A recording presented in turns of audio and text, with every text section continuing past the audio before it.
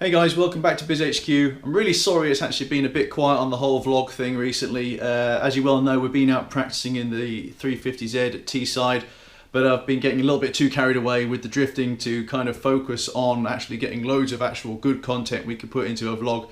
I'm sure Steve-O might drop a few little scenes in here in a little while, but we are now back. We're getting ready for round one, which is actually only in a couple of weeks, and at the last day that we are out at Teesside, unfortunately, the R33 GTR Diff that we now have tucked away under here, you might just about be able to see it there, it's got a really bad rattle under deceleration and braking, which is making me a little bit concerned, especially around one being so close. So I guess it's time to get in there, rip that out and take the back plate off and try and work out what the hell is going on with this thing. So yeah, Del's going to pop out and help me in a little while as well, because she wants to learn how to do more stuff on the drift car, which is fantastic.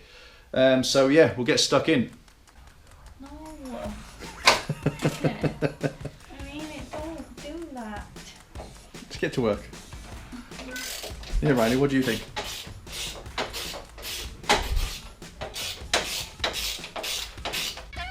Hey, buddy. Hello, Mim. Are you helping? Yeah. Are you helping? What a silly noise, Molly. Right. Doom. Hello. Oh boy.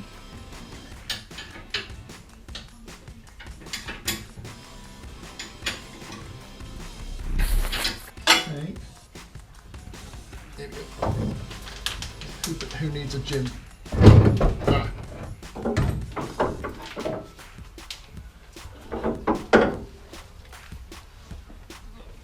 I'm stuck in my pocket. There we go. Diff is free. Now it's your turn to lift it. Oh, it's got some gravel from Teesside as well. Might be why it's heavy. Okay, so Dell's helped me get the diff off. It's now fully dismantled. I'd love to say that actually there was something really obvious that we found, kind of like when I took the diff apart a couple of years ago. Obviously, yeah, this, yeah, definitely no bueno on that one. Yeah, half shafts look alright. Bearing actually on the pinion seems fine. Yeah, other half shaft is fine. Shims are still in good condition. Next thing, that's a bit dark in there, you can't really see, but we're going to try and do a bit of engineering blue, just make sure we're not overly wearing the teeth. But at the moment, not really seeing any kind of an issue on the diff. So yeah, the hunt for the obnoxious knocking noise when we're braking or decelerating continues. Let's see what we can do next.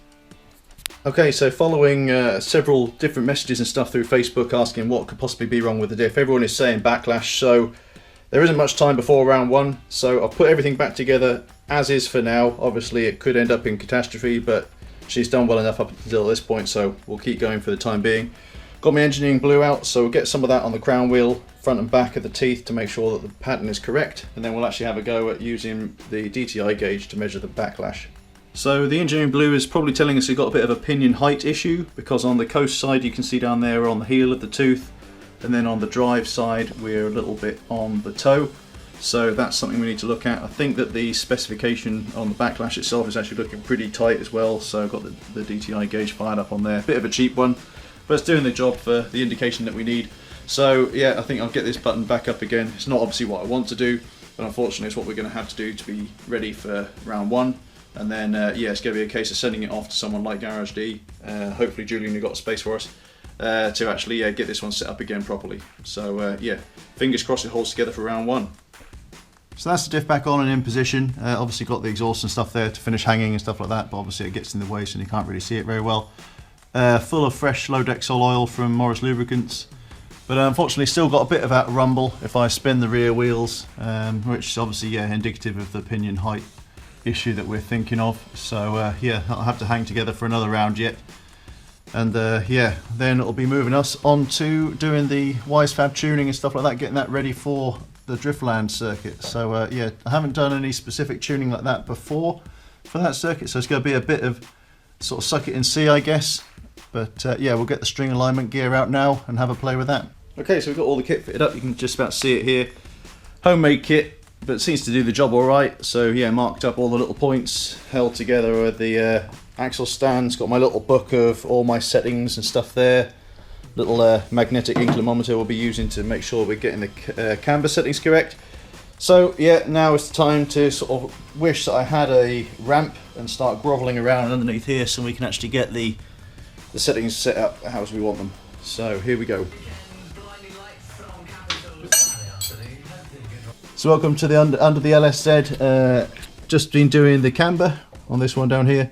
As you can well imagine, as soon as you make any adjustment to anything like this, it has a knock-on effect then on the toe and the other settings. So yeah, now time to have a bit of a bash at tweaking this one. So I think I'm getting a bit better at doing the alignment now. It's taken me about half the amount of time that it normally does. Apologies, it's a bit difficult to show you exactly what I'm doing under the car, but it's such a nightmare under there, so tight and confined, it's difficult to get the camera in a spot where I can actually show you what's going on. But now time to finish doing up some of the lock nuts, put the string alignment kit away, and then get the passenger seat out of the way and put the fire extinguisher in and do any other kind of smaller boring bits really, just to get the car ready for BDC spec, ready for scrutineering on Friday morning. So, if we don't see you beforehand, join us on BDC Insider, and yeah, wish us luck.